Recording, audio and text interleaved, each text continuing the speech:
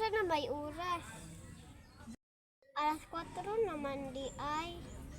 Talug-angon sana akong kanbe, manghod na ko be, kay hapon na. Adto sana ako ang manghod be.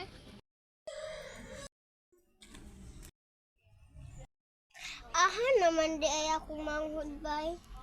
Nagaana sa ako manghod, ay aan naman to di adto. Hay nako, wa na mulang og nasad ko ani, wa man akong manghod diri sa balay. Kung agsa ko be.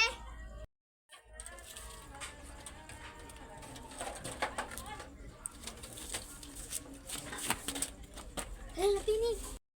Patay na ko aniran, basig kasabaan na kong ate.